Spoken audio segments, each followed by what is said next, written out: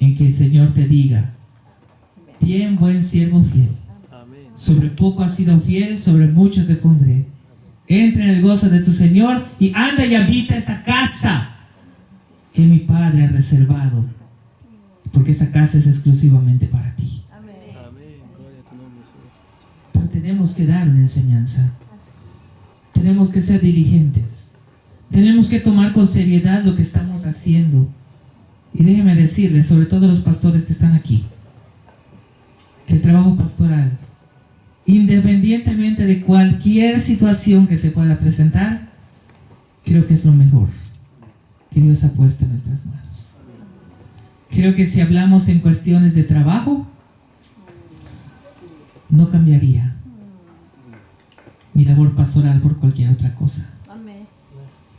Aunque el Señor me dé la oportunidad de hacer otra cosa, ¿verdad? Pero el trabajo pastoral, aunque es cansado, desgastante, muchas veces trae sufrimientos o no, pero creo que al final, aunque no lo vean así, aunque lo vean con caras así como que ya estás envejeciendo, creo que el trabajo pastoral es lo más gratificante que podemos disfrutar. No hay otra cosa mejor que eso. Y creo que eso es lo que queremos compartir también con ustedes como iglesia. Si están en el camino del Señor, no hay nada mejor que permanecer en Él. El camino del Señor es angosto, pero muy pocos caminan y transitan en Él. El camino del mundo es demasiado ancho, casi como una avenida, un freeway de 5 o 6 carriles. Muchos van para allá, pero al final es camino de muerte. Donde el Señor nos ha puesto es camino de vida. Y allí queremos estar todos. Y qué mejor que el día que estemos ahí en el cielo le digamos: Señor Jesús, ¿sabes qué? Ya estamos todos aquí. Vamos a hacer un campamento. Ahí vamos a estar todos, ¿verdad? Bien, hermanos, vamos a orar y después, si hay tiempo para las preguntas, adelante. Padre bendito, te damos gracias en esta mañana por este tiempo en las cuales nos permites compartir tu palabra. Permite, Señor, que lo que hemos visto esta mañana en cuanto a tu palabra de verdad nos aliente para entender la importancia de escudriñarla, de entenderla. Y, Señor, qué mejor compartirla con otros que quizá han escuchado hablar de ti, pero todavía se rehúsan a tener un encuentro personal contigo. Sabemos que las cosas no son obligadas, pero sí podemos alentarlos, ayudarlos y a darles a ellos a conocer a ese Cristo que ha cambiado nuestras vidas, que nos ha transformado y que también puede transformar la vida de todos aquellos que viven sin Él. Padre, bendice esta mañana a todo tu pueblo. Oramos en el nombre de Cristo Jesús. Amén. Adelante, hermano. Dios le bendiga, pastor. Gracias. Bueno, primero quiero hacer un comentario acerca de los pastores, que nosotros como iglesia debemos verlo a ellos también como un regalo de Dios, que son para bendecirnos. Entonces no verlos solamente como hombres, sino como regalos que el Señor nos ha dado para edificarnos, para nutrirnos y para que la iglesia pueda crecer sanamente. Ahora mi pregunta es, no sé cómo usted lo ve, pero es si en la iglesia pueden haber más de un pastor. Esa es la pregunta. En realidad creo que ahí depende mucho de la necesidad de cada iglesia, ¿no? La experiencia de nosotros es que no todas las iglesias tienen varios pastores. Normalmente en nuestras iglesias allá en el estado de Yucatán, cada iglesia tiene un pastor. Sin embargo, hay iglesias que por el tamaño de la membresía, pues se le hace un poquito difícil a un solo pastor atender a toda una membresía grande. Entonces sí, tenemos iglesias donde hay 3 pastores incluso, pero no solamente es decir tengo 3 pastores, sino los 3 pastores se coordinan en las predicaciones, porque como son iglesias más grandes en membresía, pues ahí a veces tienen 3 o 4 cultos durante el día. Entonces los pastores se coordinan para estar en cada uno de los cultos, pero adicionalmente a eso cada pastor se encarga de un área específica. Por ejemplo, el pastor se encarga, aparte del rol que pueden tener en sus predicaciones, el pastor o uno de los pastores se encargan de atender a los matrimonios de la iglesia. El otro pastor se encarga de atender a los jóvenes, intermedios y departamento infantil de la iglesia. Y el otro pastor se va a encargar de los grupos de estudio, a los cuales normalmente les llamamos grupos pequeños, que se desarrollan a lo largo de toda la semana. Hay grupos que se reúnen para estudiar la Biblia. Entonces hay otro pastor que se encarga de eso. Si fuese solo un pastor, por el tamaño de la membresía, le va a costar mucho atender todos esos ministerios que tienen, ¿sí? Y aparte, pues si hay más membresía, pues eso significa que la iglesia pues tiene la capacidad ahora sí económica para sostener a 3 pastores. Pero si es una iglesia que no tiene tantos ministerios para desarrollar y que su capacidad es solamente para sostener bien a su pastor, solamente tiene un pastor. Entonces aquí yo creo más bien de que si se puede, por supuesto que sí se puede, pero depende de la membresía, el tamaño de la iglesia, la cantidad de la iglesia, los ministerios que tenga, y si puede la iglesia sostener a 2 pastores, está bien. O sea, no hay gran complicación por eso. Es que se pueda, sí, pero eso ya depende más de la iglesia local que tenga esas posibilidades, ¿no? Claro que si tenemos una iglesia con 17 ministerios, obviamente un pastor no va a dar abasto para todo, ¿no? Pero sí es posible, hermano, no pasa nada. Son 2 preguntas, en verdad, pero la que me escribieron es mejor que la mía, así que voy a estar con eso. Dice, ¿cómo entiende que el pastor debe ser marido de una sola mujer? Por ejemplo, un viudo no puede casarse otra vez, un pastor o un hermano afectado por el adulterio y abandono por parte de su esposa y se casa otra vez. Entonces la pregunta es si está inhabilitado para el ministerio pastoral. No está habilitado para el ministerio pastoral porque, yo quiero explicarlo de esta forma, por varias razones. Los pastores no somos ni santos, ni somos personas perfectas, no hay nadie perfecto. Entonces, aún siendo pastores, también tenemos naturaleza pecaminosa y quizá en un momento de nuestra vida hicimos cosas pecaminosas, desagradables delante de Dios. Pero cuando el Señor llega a nuestra vida, todos esos pecados se olvidan. El gran problema es que aunque nosotros sabemos que Cristo ya perdonó nuestros pecados, nosotros los humanos somos los que no queremos perdonar esos pecados. Y no estamos siendo bíblicos tampoco. Entonces yo creo que si el Señor ha perdonado mis pecados, si Él ha dicho, todos tus pecados han sido perdonados, y los agarré, y los hice así, los arrugué, y los tiré hasta el fondo del mar, y nunca más me volveré a acordar de ellos, ¿quién soy yo para seguir viviendo con tu pecado? No sé, qué aburrimiento, ¿no? Ahora, creo que hay lineamientos que podemos seguir. Pues si una persona es viuda, pues sí es viuda, o sea, no, sí, en cierto sentido sí queda soltera, pero si es una persona viuda, ¿qué dice la Escritura? ¿Qué es lo único que puede hacer que se rompa una relación legal entre un matrimonio? La muerte. A veces nuestros pastores, ¿verdad?, nos emociona cuando están aquí hasta que la muerte los separe.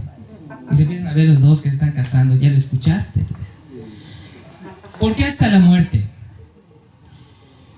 Porque antes de que una pareja venga al templo a unirse al matrimonio, los pastores, el consistorio, los presbíteros, los ancianos, ¿qué es lo que les pedimos? Su acta matrimonial de registro civil. Entonces, para nosotros, el acta civil es válido. Lo que vienen a hacer en el templo solamente es darle gracias a Dios por haberles dado la oportunidad de poder unir sus vidas en matrimonio. Por eso el matrimonio que se desarrolla en el templo es un culto de acción de gracias, no es un sacramento como crea la Iglesia Católica Romana. ¿Okay? Es un culto de gratitud a Dios. Entonces, cuando uno de los dos fallece, esa relación legal ya no existe. Por lo tanto, queda liberada la persona de esa unión legal. Y si Dios le permite casarse otra vez, claro que se puede casar, no hay ningún impedimento para eso. ¿Ok? ¿Qué es lo que le reprochó Jesús a la mujer de Samaria? Jesús le dijo, llama a tu marido. Ay, Señor, no sé qué. Bueno, hay una expresión que tenemos nosotros de no sé qué comes que adivinas, ¿no? No sé qué hiciste, pero la verdad, no tengo marido. Muy bien. Al menos ya dijiste que no tienes marido. Porque con el que vives ahorita tampoco es tu marido. Indirectamente está diciendo vives en adulterio o en prostitución. Pero no hay problema. Yo puedo cambiarte. El reproche de Jesús a la mujer de Samaria no era solamente por la cantidad de hombres que han pasado por su vida, sino el reproche directo es: ¿por qué razón tú no has dispuesto de tener una relación legal con alguien? ¿Por qué vives como quieres vivir? El diseño original de Dios es que te cases. El diseño original de Dios es que formes una familia, pero legalmente. Y tú, le dice la mujer de Samaria, has tenido 5 oportunidades y no has querido hacer esa relación legal. Ahora, por el otro lado, cuando vienen a Jesús y le dicen: Señor, ¿cómo sería posible que una persona se divorcie? Jesús le dijo: los hombres dan carta de divorcio por la dureza del corazón de las personas. Pero al principio no fue así. Sin embargo, dijo Jesús, la única manera de poder tener una carta de divorcio es por medio del repudio. ¿Qué es repudio? Repudio no es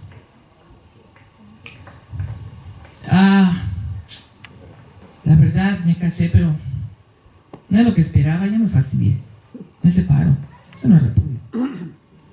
Repudio es cuando una de las dos partes actúa y hace cosas en agravio de la otra persona. Yo no puedo pensar en un matrimonio que haya una pareja donde el esposo esté maltratando a golpes a la esposa y los hermanos le digan: tienes que aguantarte, porque ya te casaste y es hasta que la muerte te separe. Pues lo van a matar a golpes a la pobre mujer. Dios no dice eso, Jesús no enseñó eso. Cuando hay un atentado a nuestra integridad física o a nuestra dignidad como personas, es porque la otra persona realmente ya no te ama, ya no hay ese amor y empieza a hacer cosas que son desagradables. La infidelidad, por ejemplo. ¿Por qué te vas a poner, por qué siendo una persona casada vas a acostarte con otra? Si Dios ya te dio a una en tu casa. Ya no sientes nada por ella. Pero pasa algo típico con nosotros. Ya se acostó con 20,000 personas, luego regresa a su casa: amor, te quiero, perdóname mi vida. No, que perdóname. O sea, ¿a qué estás jugando? Repudiar es cuando ya no consientes vivir con otra persona porque ya no te agrada, te molesta. Es más, solamente la ves o lo ves y te enojas y te vas. No puedo convivir. Ahora hay que tener mucho cuidado porque muchas veces cuando alguien comete adulterio, por ejemplo, aunque la persona comete adulterio y sabe que está mal, pero a veces se vuelven muy bíblicos. Ya cometí adulterio, llega con su esposa y le dice, ¿sabes qué? Vamos a divorciarnos porque la verdad, la Biblia dice, y tú vas al templo y tú sabes, que Jesús dijo que si no quiero consentir vivir contigo hay que romper el matrimonio. Pero muchas veces cuando pasa eso, solamente es una excusa para seguir viviendo una vida de pecado. Pero no hay, o sea, a lo que voy es que no por cualquier cosa vas a decir, me voy a separar. ¿Okay? Sabemos que hay problemas en la vida matrimonial y en la medida de lo posible está el Señor ahí para ayudarnos a solucionar problemas. Pero también hay que entender que a veces las rupturas matrimoniales quizás son consecuencias de acciones que hemos hecho que no debimos haber hecho, y que a veces esas consecuencias las tenemos que sobrellevar, así como cualquier pecado. Yo puedo cometer pecado en mi vida pasada y puedo venir a los pies de Cristo. Él me puede perdonar, pero Él no va a quitar de mí las consecuencias. Te voy a dar un ejemplo, quizá no de matrimonio, pero conocí a un hermano, excelente músico, ministro de música, director de la escuela de música. En su vida pasada se metía con otros hombres. Vino a Cristo, aceptó a Cristo, fue ministro de música de la iglesia, o sea, no de mi iglesia, de una de las iglesias, y al final murió de SIDA. Y muchos espantados, ¿cómo es posible que siendo un ministro de música de la iglesia haya muerto en SIDA? Se fue al infierno. A ver, espérate. ¿Quién eres tú para decir a dónde se fue? ¿Quién eres tú para juzgar si ahorita está en el cielo o en el infierno? Él vino a los pies de Cristo, Cristo lo restauró, pero si se murió fue por las consecuencias de su vida pasada, no porque Cristo no lo haya perdonado. ¿Ok? Lo mismo pasa cuando suceden cosas en nuestra vida. Algo pasó en mi matrimonio, no lo sé, y tuve que separarme. Tuvimos que divorciarnos. Al paso de los años, pues así como Dios me da a mí la oportunidad, le puede dar la oportunidad a la otra persona y se vuelven a casar. Señor, estoy arrepentido de lo que hice, pero quiero que en esta ocasión no solo me perdones, sino que me hagas hacer las cosas bien. Y en esta nueva unión matrimonial, tú ves que el Señor los está bendiciendo. Y ya llevan 30 años de matrimonio. Y el Señor lo llama para el ministerio, a alguien, cualquiera que sea. Y tú le dices, no, porque no es tu esposa. No es tu esposa. ¿Y cómo sabes que no es tu esposa? O sea, ¿estás pensando en lo que pasó con su vida pasada? Y que lo que ahora está viviendo, bueno, es parte de alguna consecuencia que tuvo, pero si Cristo ya lo perdonó, ¿quiénes somos nosotros para no perdonar? Entonces, hermanos, creo que tenemos que enseñar lo que dice la Biblia. La Biblia dice, si Cristo ya perdonó y ya restauró esta parte, ¿por qué la iglesia no lo puede restaurar? O sea, no estoy diciendo, no sé cuál es el contexto, pero a lo que voy es, ¿qué queremos aplicar?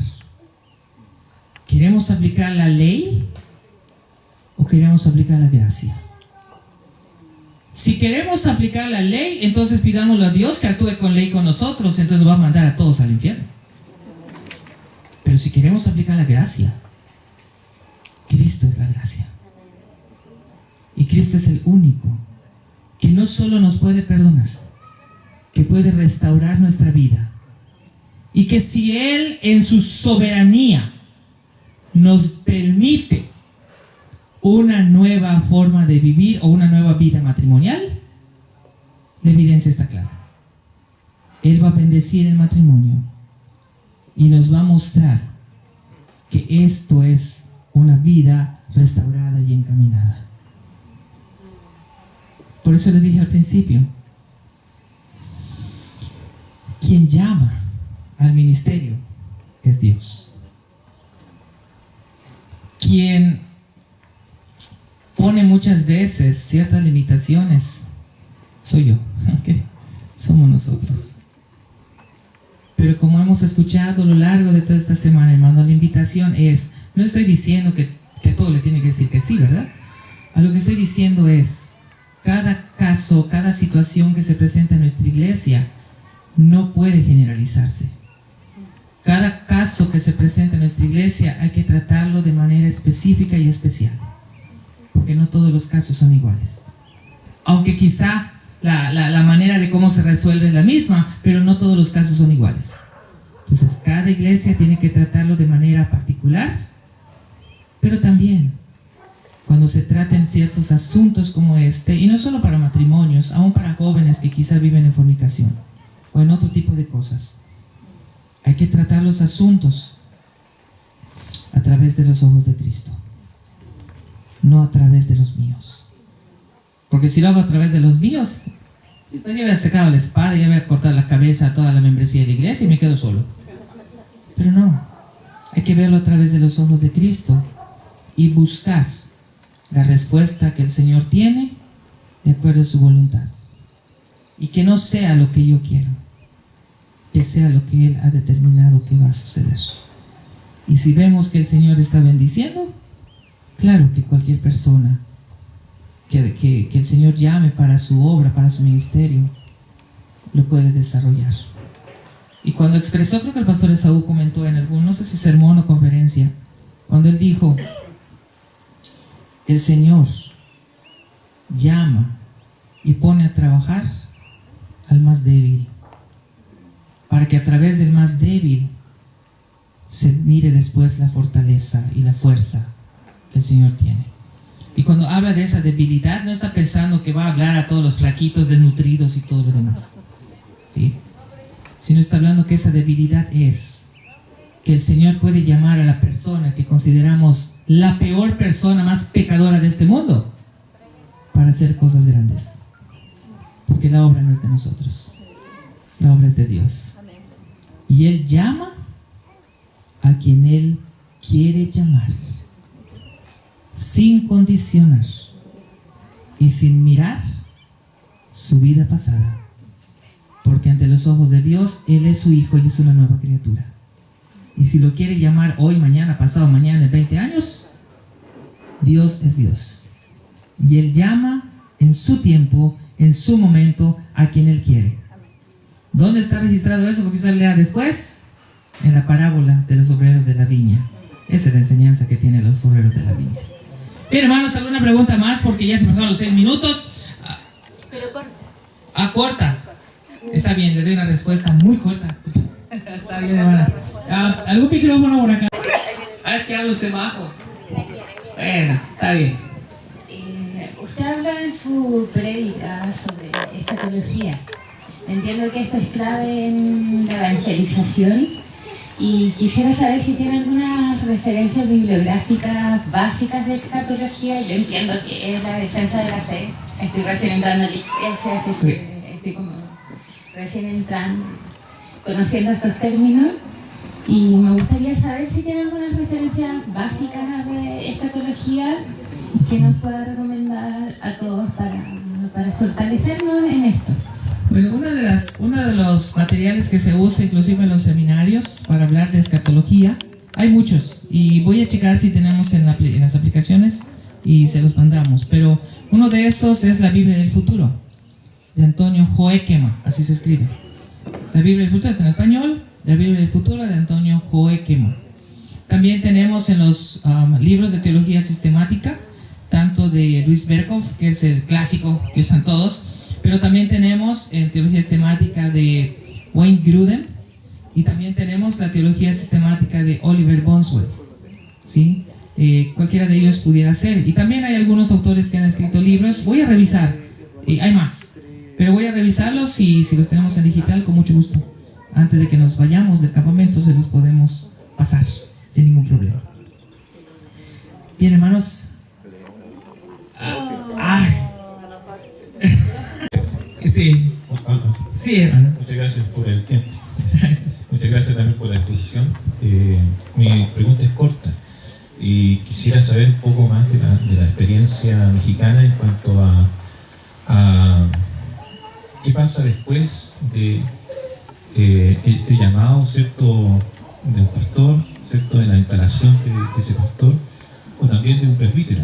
¿Ya? Se instala dentro de una iglesia, ¿ya? ¿Tiene la intención los pastores de seguir preparándose, de seguir estudiando, de seguir escudriñando la palabra en un seminario, en cursos que son Más avanzado.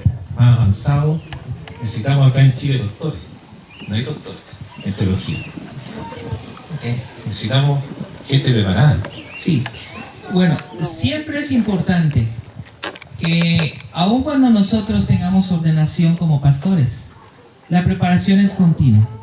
Siempre tenemos que estarnos preparando, no solamente para actualizar lo que sabemos, aunque ya sabemos que la Biblia no se actualiza, pero a veces es necesario recordar, sino nos vamos preparando porque en la iglesia no vamos a estar siempre teniendo los mismos hermanos.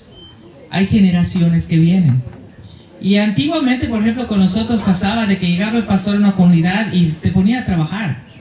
Y los muchachos o los jóvenes, pues igual se ponían a trabajar y no había problema. Pero una vez que los jóvenes, aún de nuestras comunidades o los poblados que tenemos, empiezan a ir a la ciudad, empiezan a estudiar, empiezan su preparatoria, empiezan su universidad y regresan a sus lugares de origen y regresan a la iglesia, realmente los primeros que te empiezan a cuestionar lo que enseñan son los muchachos. Pastor, pero se comentó esto, ¿por qué dijo esto? La Biblia dice una cosa y ¿por qué se comentó otra cosa? O sea, empiezan a preguntar y no es malo que lo hagan. En realidad a nosotros le decimos a la iglesia, por favor, lean la Biblia, escriban los textos bíblicos que usamos en los sermones para que lo lean en casa. Si alguien tiene alguna duda, puede preguntarme. O sea, soy el pastor, pero no quiere decir que lo sé todo. En realidad yo puedo decirles algo de una forma que quizá no haya sido mi intención y usted lo haya entendido de una forma diferente. Pero pueden acercarse y decirme, pastor, usted dijo en el sermón esto y veo que la Biblia es otra cosa. Bueno, lo podemos estudiar. Y si hay algo que corregir, en lo personal, con mucho gusto yo en púlpito le digo a la iglesia, hermanos, tal día dijimos esto y de verdad creo que se entendió de otra forma, pero la verdad es esta. O sea, no tenemos problema por eso.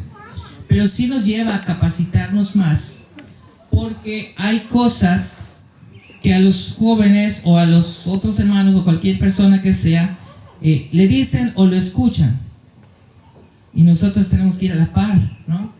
¿Qué tantas cosas está diciendo el mundo hoy en día? Si no conozco lo que pasa en el mundo, pues tengo yo que dar una respuesta bíblica a lo que se necesita. Pero sí nosotros tenemos que seguir capacitándonos, ciertamente no tanto con el interés de pues voy a ser doctor, ya soy doctor y por favor, ¿no? Pleitesía, o sea, no. Claro, el grado académico está y en muchas ocasiones pues ayuda para algo. A veces vas a algún lugar y te dicen, a ver, ¿qué grado académico tienes? Ya bueno, pues muestras el papel que tienes, ¿no?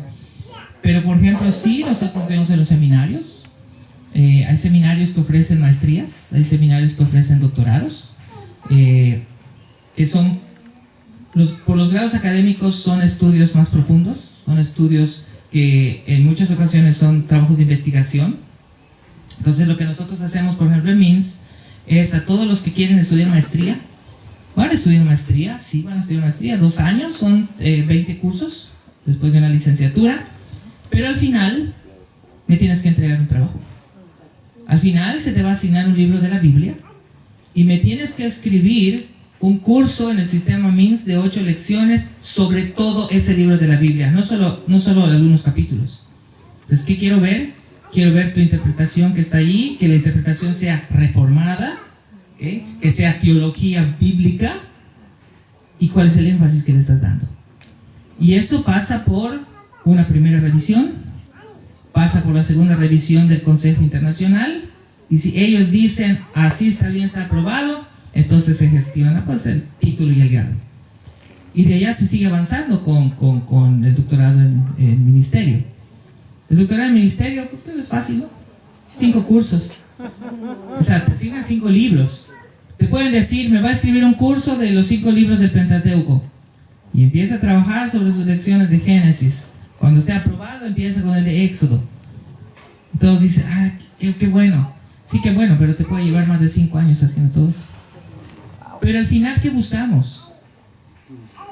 No buscamos que vayas al campo a hacer un trabajo de investigación, como hacen las universidades. Pero si tú estás trabajando en el estudio bíblico y me estás preparando un curso, de alguna manera tienes que leer la Biblia. Y no la vas a leer una vez. Y tienes que leer otros libros. Y eso te va a ayudar para que tú vayas aumentando un poco más el conocimiento, abriendo tu panorama. Y cuando vayas entonces a la iglesia, enfrentarte a la iglesia, pues le vas a dar una enseñanza fiel de la Escritura. Le vas a dar una enseñanza correcta. Y todos van a ser edificados. Edificas a la iglesia, pero también te estás edificando a ti, ¿no? Pero sí hay. Y esa es una invitación que le hacemos a todas las personas, que es importante estudiar. ¿Qué piensa o qué dice la Biblia sobre los pastores a medio tiempo, o en otras palabras, que los pastores tengan un trabajo secular además del ministerio? Eso. La Biblia no dice literalmente que el pastor tiene que estar o de tiempo completo de medio tiempo, ¿no? Hoy en día tenemos nosotros a muchos pastores bivocacionales. ¿Qué es bivocacional? Que cumplen con el pastorado, pero adicionalmente tienen otro trabajo, otro ministerio. Esto no tanto es porque la Biblia ponga esa regla, sino más bien tiene que ver con nuestro contexto. La Biblia dice que todo obrero es digno de su salario. Pero pasa muchas veces que tenemos nosotros iglesias que el pastor está de verdad deseoso de trabajar en la iglesia, pero la iglesia solo le ofrece 3,000 pesos en pesos mexicanos, cuando el salario mínimo en nuestro país es de 8,000. Y eso para poder subsistir con una canasta básica de despensa. Pero una iglesia que solo le puede dar 3,000, el pastor dice, yo voy a atender a la iglesia, pero como el sustento no es más que 3, entonces necesito hacer otra actividad de trabajo para compensar, porque hay que entender que el pastor tiene familia, no vive solo. Entonces, más que nada son esas cuestiones de contexto por las cuales se dan los pastores bivocacionales. O a veces está ya una persona que de por sí tiene un trabajo, o de por sí tiene una profesión, puede ser un médico, puede ser un ingeniero, y de pronto recibe el llamado de Dios y va al seminario y estudia y se ordena como pastor. Pero como él ya tenía una dinámica de trabajo, es probable que deje algunas cosas de hacer, pero pues la gente lo va a seguir buscando por su profesión. Entonces lo que hace nada más el pastor es coordinar para que su labor no eclesiástica no sea un medio para obstaculizar su labor ministerial. Por ejemplo, si hablamos de pastores, yo puedo decir, por ejemplo, no está en términos de pastor, pero está en términos de apóstol. El apóstol Pablo. Muchas veces vemos al apóstol Pablo, un gran predicador, apasionado por el evangelio. Pobre Pablo, sufrió mucho porque el pobrecito no tenía dinero. Si ustedes ven las cartas que escribió, le andaba pidiendo dinero a todas las iglesias, y algunas le mandaban un poquito, otras no. Pobrecito Pablo, está sufriendo. Perdón, hermanos, Pablo tenía dinero, ¿okay? Pablo, no puedo decir que era millonario, pero Pablo era rico. ¿Por qué era rico? Porque él, mientras estaba predicando, mientras iba a fundar iglesias, mientras estaba predicando el evangelio, tenía trabajadores en su empresa. Pablo hacía casas de campaña, y esas casas de campaña no las ponía en la puerta de su tiendita para vender. Recordemos quién era Pablo. Pablo tenía altas relaciones con las otras naciones, aunque sean paganas. Y esas tienditas de campaña que hacía Pablo, prácticamente ya estaban pedidas. Era venta segura porque eran pedidos que tenía que hacerle a otras naciones para los gobernantes que los usaban para sus ejércitos cuando acampaban en batallas. Así que Pablo no producía una tiendita de campaña. Pablo producía a mayoreo cantidades de casas de campaña. Pero Pablo también dijo en Filipenses 4:13, todo lo puedo en Cristo que me fortalece. Y muchos decimos, ya ven, Pablo dijo que todo lo puede en Cristo que le fortalece. Nosotros podemos porque Cristo nos fortalece. A ver, espérate.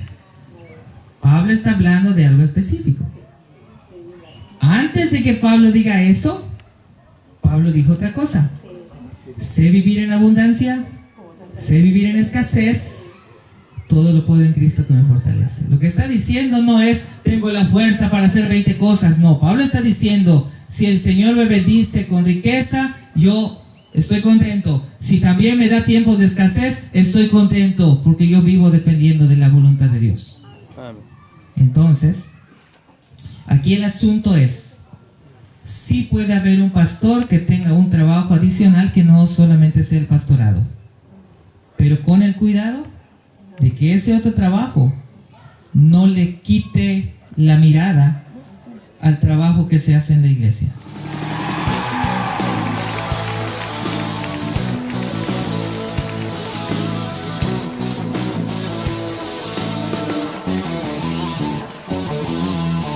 Somos el ejército de Dios, listos en una guerra espiritual, con armas poderosas de luz contra las fuerzas del mal.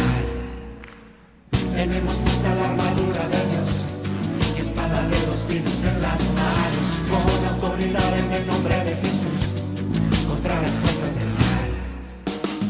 Somos el ejército de Dios, listos en una guerra espiritual, con armas poderosas de luz contra las fuerzas del mal. Tenemos puesta la armadura de Dios y espada de dos filos en las manos, con autoridad en el nombre de Jesús